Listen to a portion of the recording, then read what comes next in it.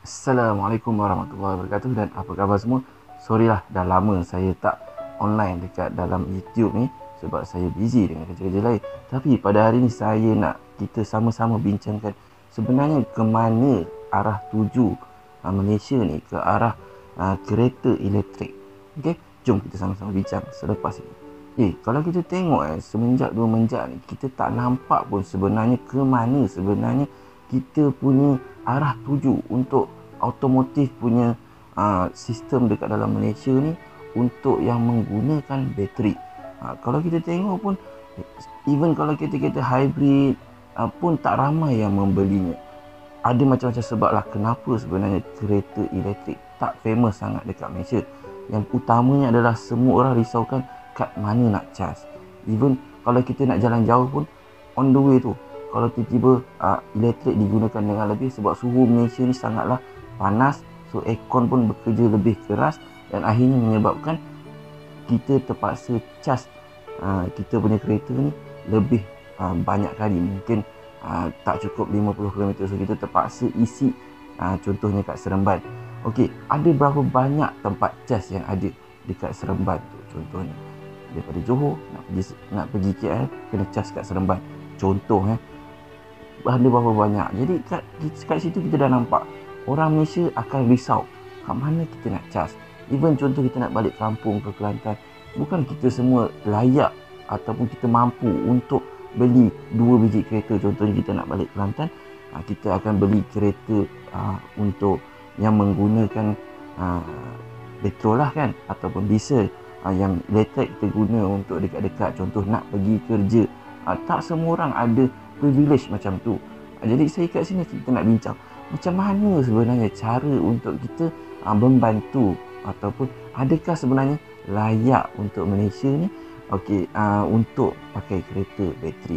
Kalau kita tengok kat sini, kita boleh nampak lah dulu kereta elektrik cuma boleh pergi dalam 80-90 km, tapi pada waktu sekarang dah boleh pergi sampai 700-800. Tapi even itu pun tak dapat melawan kereta hidrogen. Contohnya yang terbaru ni saya baca sampai 1300 km untuk satu tangki, yang mana memang sangat-sangatlah jimat pakai hidrogen. Tapi mungkin kat situ isu lainnya, itu contoh nak hasilkan hidrogen tu mungkin menggunakan tenaga yang lebih. Tapi kalau kita tengok kat Malaysia ni, untuk tenaga elektrik, ingat kat Malaysia tenaga elektrik yang utama bukan adalah yang kita semula. Contohnya bukanlah kita semula, yang renewable.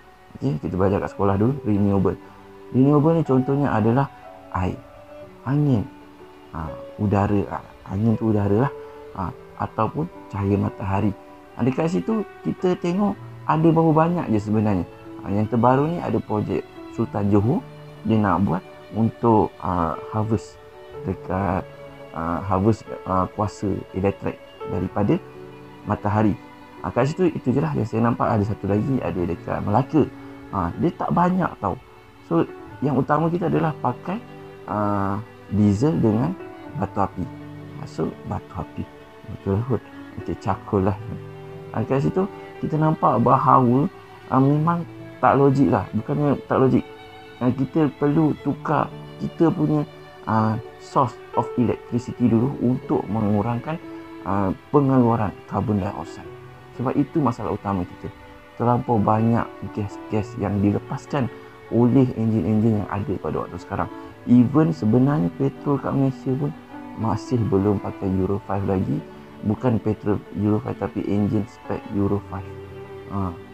Kita masih menggunakan teknologi lama. Even enjin-enjin yang dibawa ke dalam Malaysia oleh pengeluar-pengeluar utama seperti Toyota, Honda semua, enjin yang mereka bawa masuk Malaysia pun tidak sampai lagi kualiti yang sepatutnya seperti yang diorang bawa dekat Eropah, yang mana jauh lebih jimat, jauh lebih kurang menghasilkan udara berbahaya kat dalam yang dihasilkan oleh kereta tersebut.